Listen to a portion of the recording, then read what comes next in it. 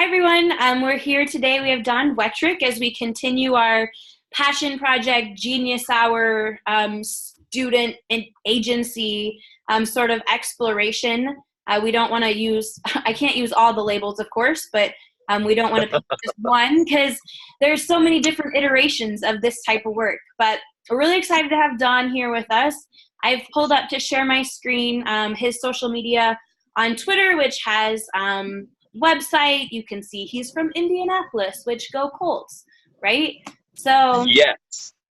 see, this is why I like him.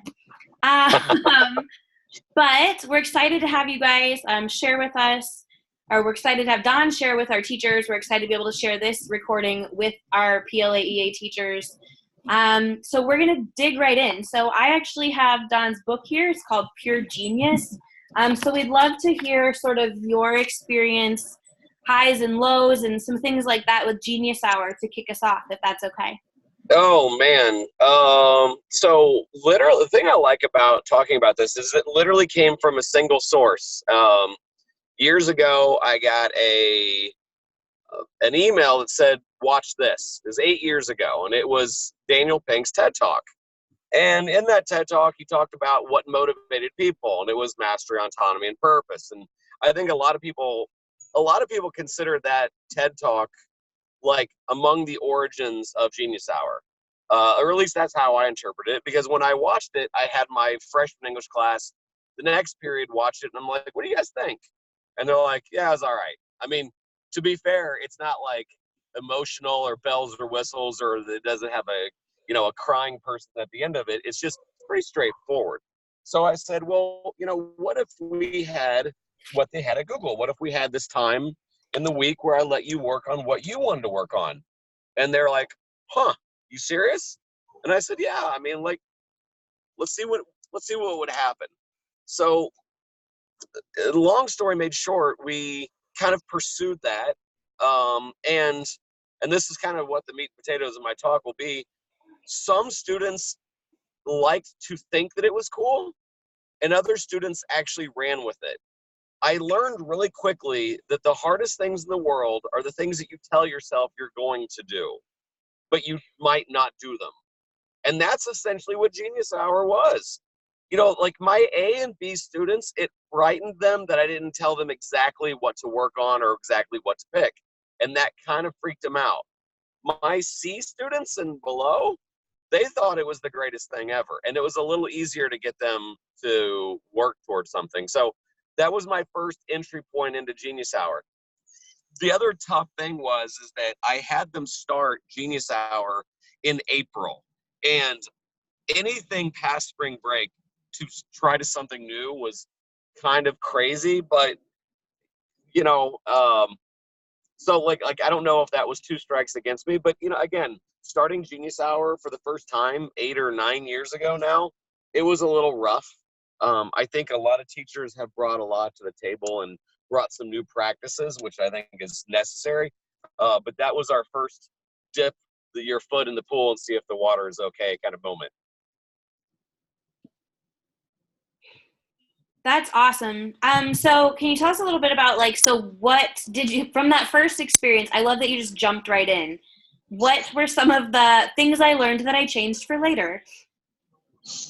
Yeah, I mean, one of the things that I really noticed is that there was this fear. And again, I'm going to give you like two perspectives. Perspective in that first year of doing a Genius Hour, because eventually I end up applying for my own class. More on that later. But like the them getting over the fear of, will I like this? Will the teacher give me an A? Like I tried to really instruct them. Like Genius Hour time, although we didn't have a term yet. Like literally the term Genius Hour hadn't been coined yet. But I'm like, this is the most selfish thing in the world you can do. This is about what you want to work on. And the funny thing, my first test was I had a kid that was trying to be a smart aleck, although I appreciated it. He's like, well, I want to do a sleep study. And I went, okay. He goes, no, like I'm going to sleep in this class. I went, awesome. I said, do you need like a little sleep mask? Are you going to keep data? because ironically enough, I also ran a TV studio. I'm like, do you want to go back in the green room and it's really dark back there? We can see how many, do you feel more refreshed? We'll keep data. And he's like, Cheeman, Chris, I was joking. I thought I was going to make you mad. And that was the first test of, if Genius Hour is really about what I want to do, I'm going to say something crazy like, I'm going to do a sleep study. But the fact that I didn't bat an eye and I said, yeah, let's do it, it kind of won at least that student over. Because then I had some students go, well, I had some kids learn how to patch quilt because they wanted to hang out with their grandma. I don't know how to quilt. I'm like, okay.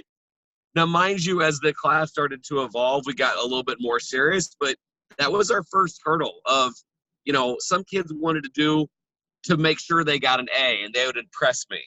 But I was like, I would rather you choose something that you're interested in and you want to dig in more than just impress me.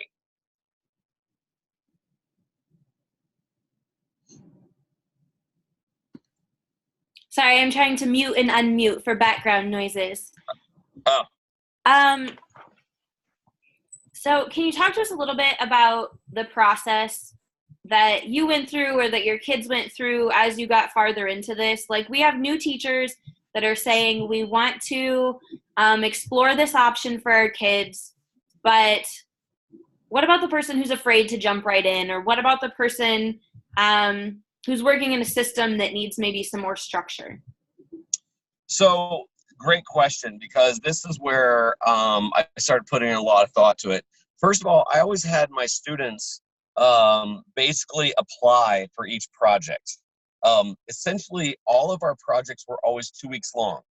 Now, if they loved what they were doing and they wanted to go a level deeper, put in an application for 2 more weeks. The reason why I said 2 weeks is that was long enough for them to get a taste.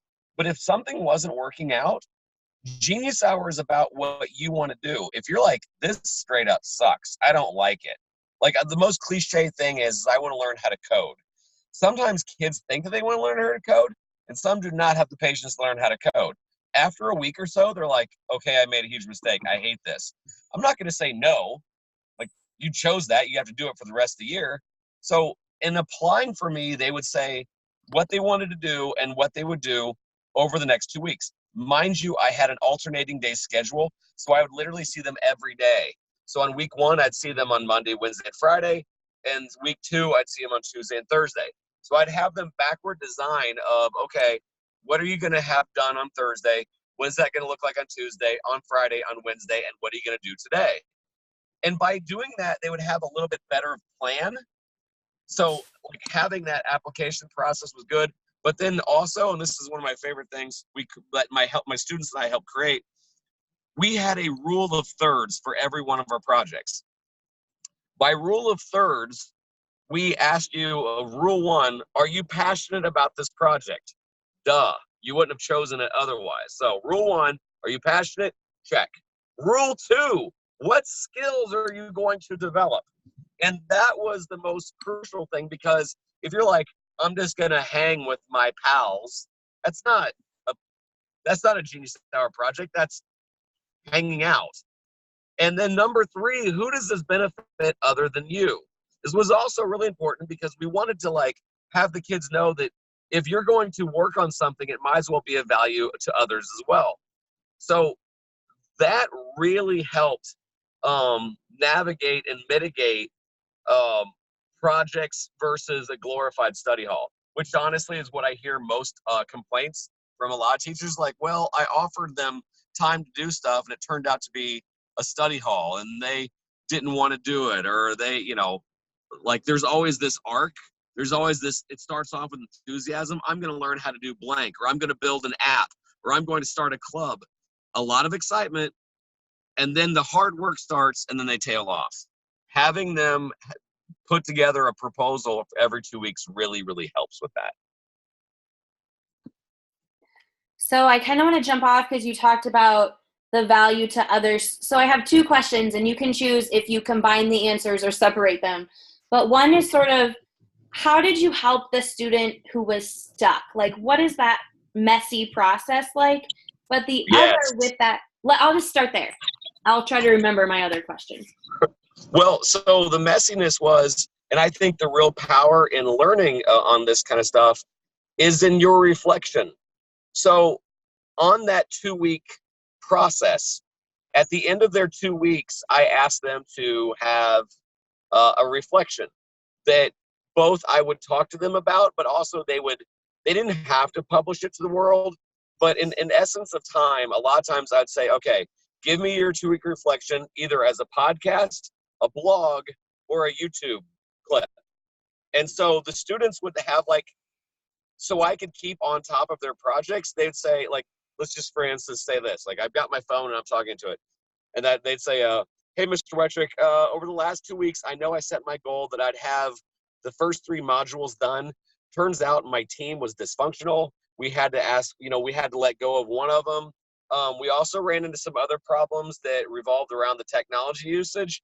So I'm not going to lie, we did not get the first 3 modules done. We got the first one done. My next 2 weeks, I have a more realistic look on this. So I'm going to try to get 2 modules done a week now. So have a little mercy on me this week. It was tough. I think we should probably deserve kind of a B kind of thing. But I've learned a lot this week, and let me know what you think. I would watch that, would read it, or would listen to it. And I usually try to like let the tech, because like they could record this on their phone with YouTube. They could do it on Anchor and post it as a podcast clip, or like I said, a blog. Either way, it saved me time because I had that pre-conversation with them. So then when I met with the individual teams, we didn't have to mess around with the dirtiness of it. We would have to mess around with the, the where are you going now? Where are you heading with it? Instead of, because like at first they tried to BS their way through it. Like, the first couple times, like, yeah, I did a thing and I was meeting with a guy and we got some stuff done. And then after a while, like once you start posting things like this, you're like, no, you didn't. And so that dialogue, because that's where the power was. Them reflecting on what they did and them having conversations with me on what I could do. Because I told them, like, this is not about school. This is about you pursuing this skill or this event or this app that you want to write. And those dialogues, those reflections were literally the most important things. So I'm glad you talked about like the what support you can give, because that was my second question, right? So in your book, you talk about the opportunities are everywhere, and sort of into that, like teachers have all these connections. Do you have any like good advice for teachers on how to utilize the community, how to utilize the people that they've come in contact with to benefit? Like, what are those things that they need to be aware of? From the student perspective or from the teacher perspective? Either, both. So the building of just so I understood you correctly, like some of the community and some of the mentors they found? Yeah. So that was without a doubt the thing that we started making the most news on, so to speak. We actively had them look for people that were much smarter than me. Because like on any given project, they'd say, hey, I'm going to be working on, this app I'm going to code in Python. I'm like, yeah, I can't help you. Which, by the way, I forgot to tell you, like, this is why we took the Genius Hour to a full class. I fell in love with our Genius Hour so much, I asked our school if we could have our own class. We called it Innovation and Open Source Learning. The innovation part is for the first 7 weeks, we taught you how to think for yourself, how to backwards design things, how to build a community, how to find mentors, how to use LinkedIn. And then the rest of the year was open source in the sense that if your project really required an expert that I wasn't good at, that's cool. That's what Zoom and Skype was for. And so, we found a lot of our outside experts on LinkedIn and sometimes Twitter. But without a doubt, that became the thing. It's what people were talking about. Like, can you believe that my 2 students got to work with, this guy or this lady? And it was, in a day and age where we talk about, well, it's not what you know, it's who you know. Okay, let's put that to work. Like, teachers are celebrities in their own town. We know everybody, right? So, like, even if it's somebody in your own town, if a student needs like help, the teacher has a lot of power. And so you're like, hey, I can make a couple calls. I know a guy that does that, or I can reach out to so-and-so. But then they also start to get that skill set where they can do it themselves. And that's when it takes another level, because some of my students had a Rolodex that a senior in college would salivate over. And that's when it got really exciting, because that's when they started getting invited to things and start collaborating in a true way, not just in a pair and share way. I love, just that idea that, well, and I think you talk about it in the book too, like ask, like people want to help kids, right? Like, Absolutely. even if I don't know you. Yeah. Well, I mean, that's where the magic is. Like, we complain that, we're not getting enough help, and rightfully so in some cases, but a lot of people want to help our kids. They just don't know where to look. So when you go to them, and quite frankly, and I mean this with, this is my Ricky Bobby moment, with all due respect, but a lot of entrepreneurs that we work with, they didn't do well in school. And so when a kid reaches out to them and says, hey, I want to learn from you, man, there's a lot of adults that just want to give back. And I think that is my favorite thing that Genius Hour / innovation class has opened itself up to, is having our students build a network and learn from people that are just way better than me. So Don, I have a question kind of coming back to you as a teacher. So what, again, you taught freshmen what?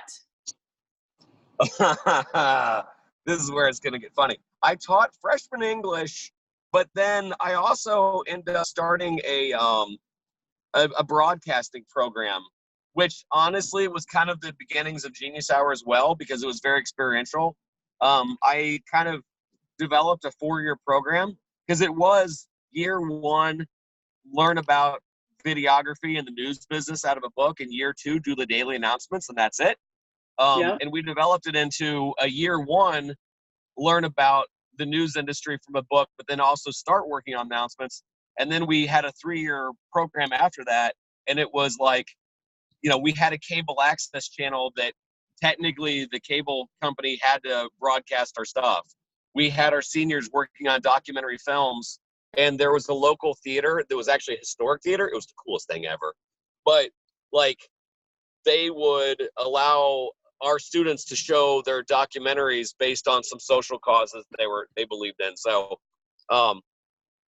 so in a lot of ways, that's how the innovation class started, is that I already had a bunch of experiential learners that were on the video side.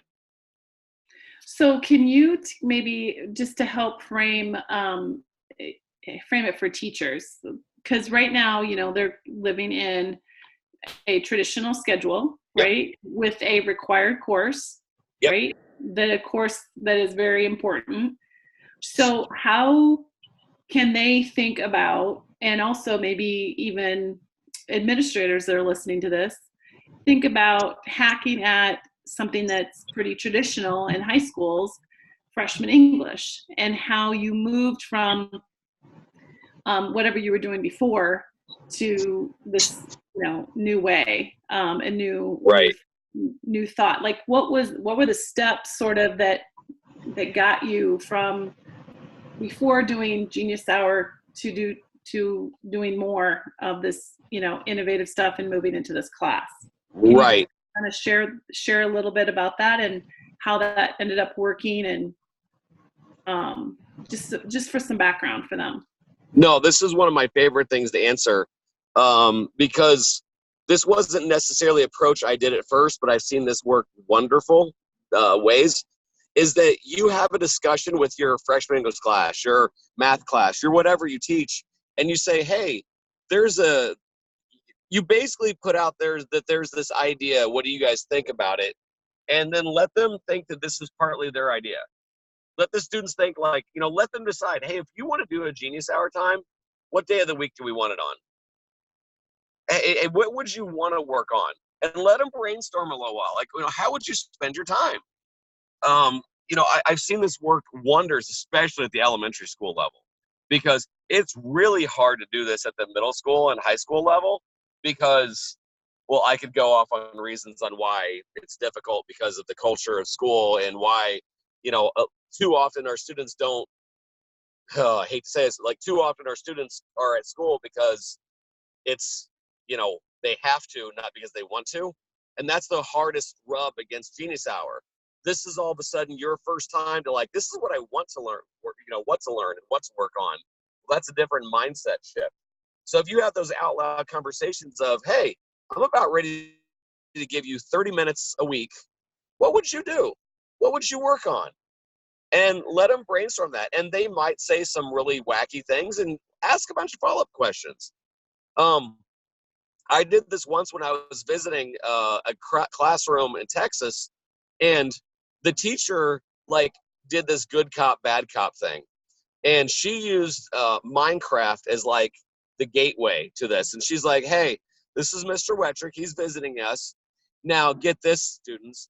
Mr. Wettrick here thinks that it's a good idea that we have a Genius Hour, and that a good thing to do during Genius Hour is, listen to this, I'll let you guys build a Minecraft village and have competitions. Isn't that silly? Those kids want, yes, yeah.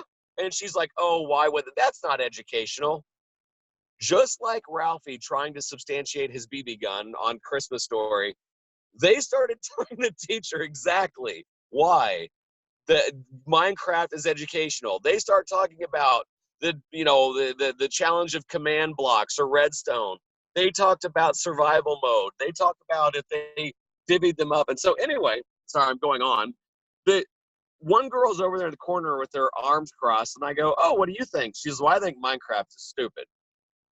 And I go, okay. And I said, well, what would you want to work on if we had a Genius Hour time? And she says, and then she wanted to be kind of saucy, and she's like, what I like isn't really appropriate for Genius Hour. And I'm like, okay, what do you like? She's, I like American Girl. And she had this look on her face like, haha, told you. And I go, so I played it, and I'm like, you know what? You're right. American Girl's probably pretty dumb. There's probably nothing I can learn from it. Well, she gave me this righteous indignation look, and she's like, well, actually, there is some few things you could learn. And I go, like what? Her eyes got, this is third grade. Her eyes got really big, and she went, I could teach you about Kit Kittredge. I have an American Girl doll, and her name is Kit Kittredge, and she was a reporter back when reporters weren't women. And she started going into this fact that she could educate the class on reporting in the 1950s. And boom, just like that, Genius Hour became the greatest idea in the world. Because when I said we should do Genius Hour, that's somebody else's idea. When I had a conversation with her on what she would do, oh boy, I'll tell you exactly what I want to do. And that was magical. Yeah, it was wonderful. I love that. I like the good cop, bad cop idea too. I think that's funny. So maybe I wasn't really clear in my question.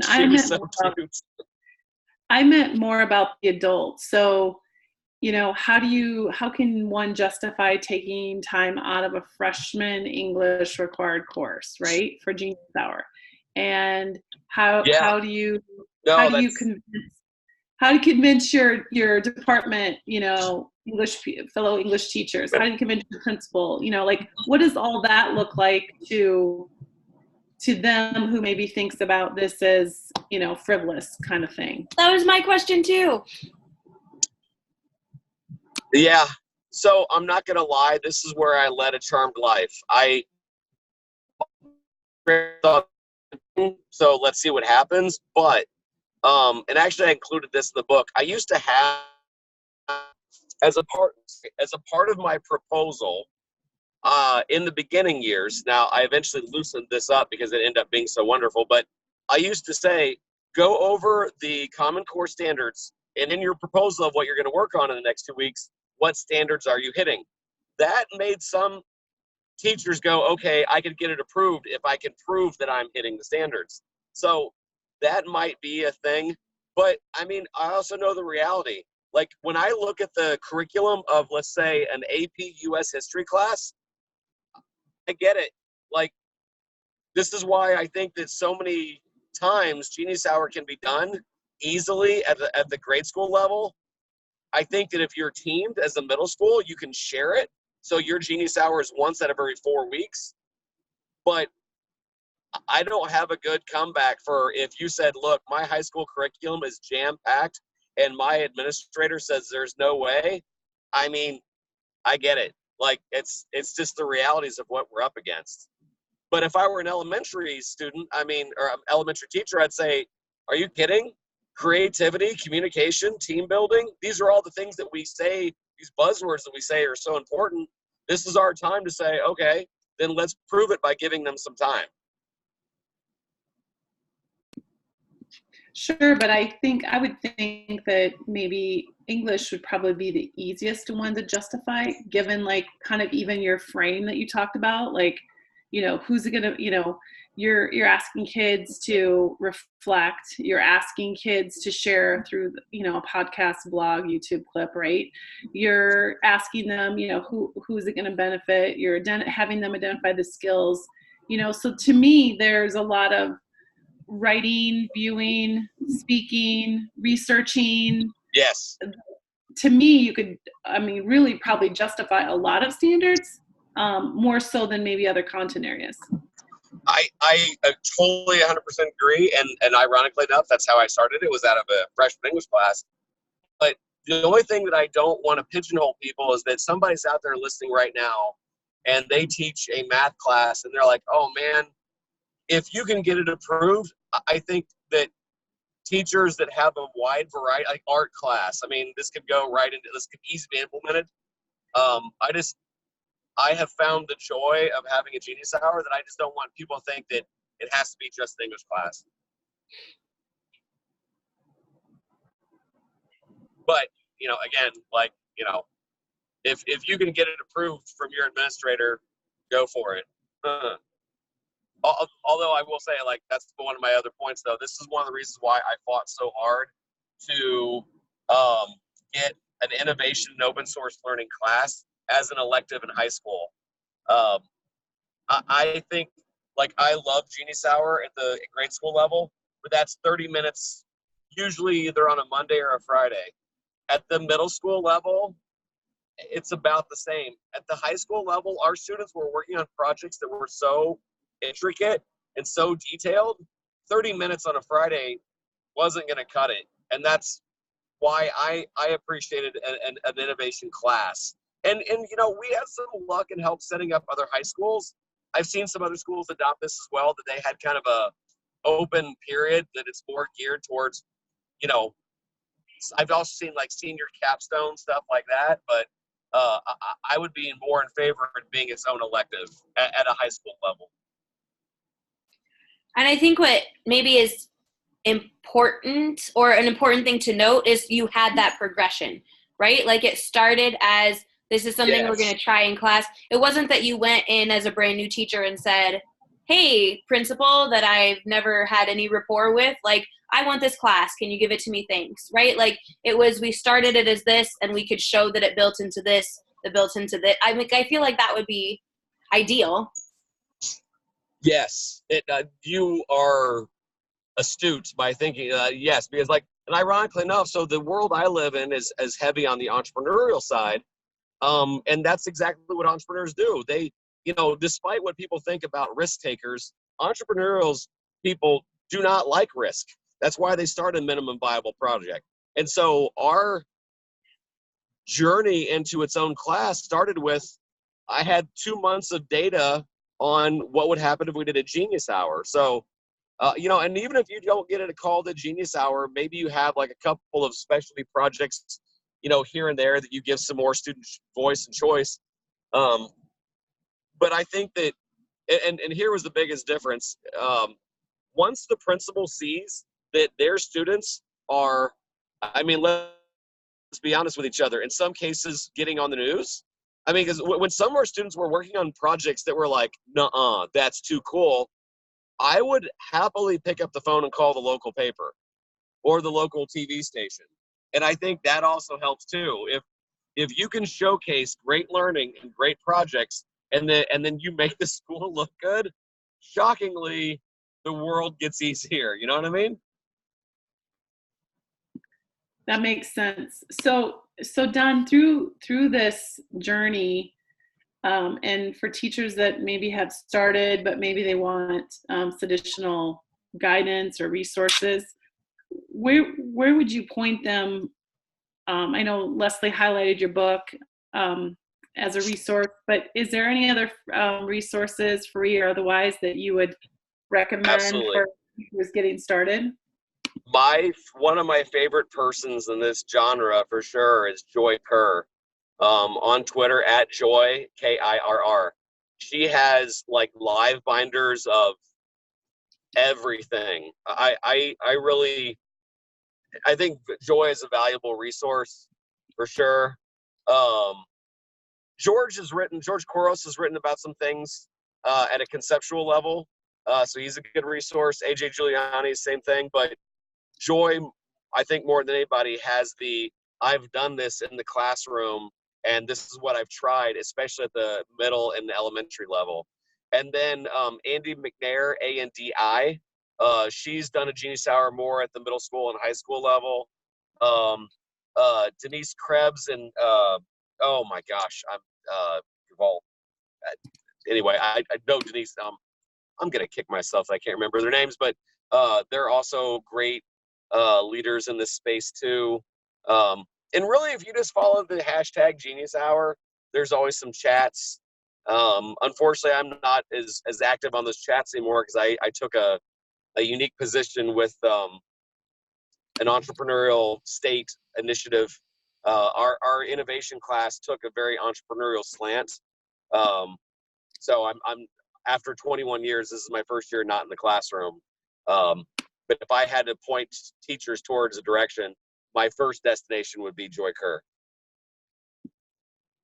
Thank you. Yeah. Can we? Do you guys know Joy?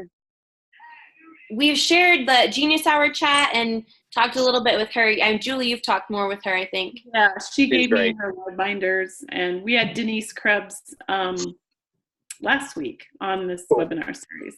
Cool. Good. That's awesome. Yeah, they're great. Go ahead.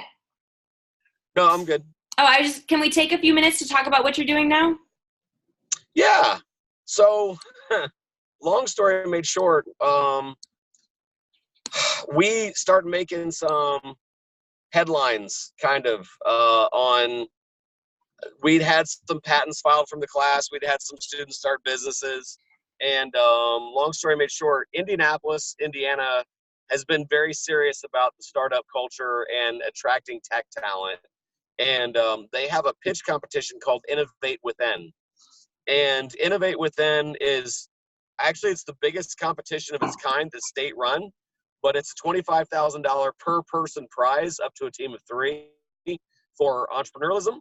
And so in year 1, our teams did so well, they asked me to help run it. And then in year 2, they said, next year you run it, it's all yours. So we also created ecosystems.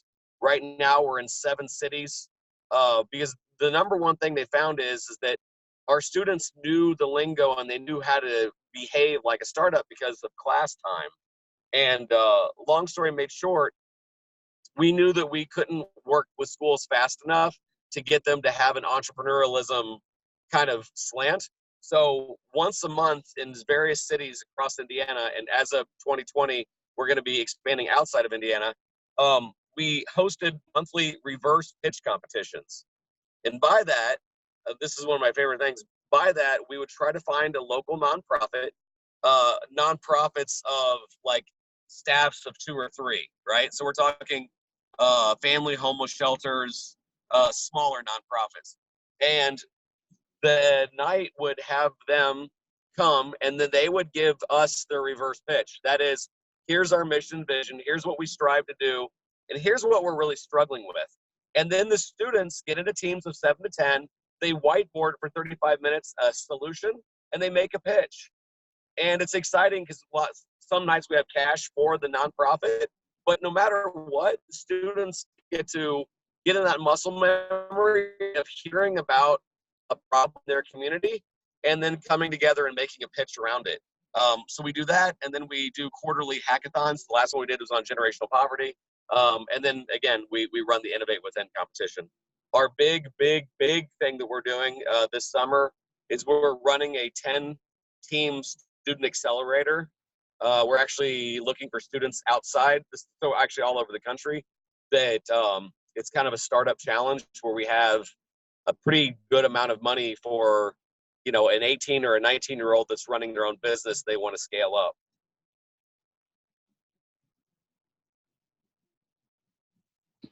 I'm saying wow, and I'm like all excited, and I'm on mute. So that was a win. No, it's ambitious, that's for sure. But I mean, we're starting to find them. And again, the funny thing is, a lot of these kids that are superpreneurs, like, their grades are just okay. So we kind of want to foster them and help them grow, because we see that as you know, the new economy, whether you like it or not. Automation is coming. We're trying to get more students into what we call an entrepreneurial way of being. They find opportunities. They don't wait around for their favorite politician to create jobs for them. They can create jobs. They can find opportunities.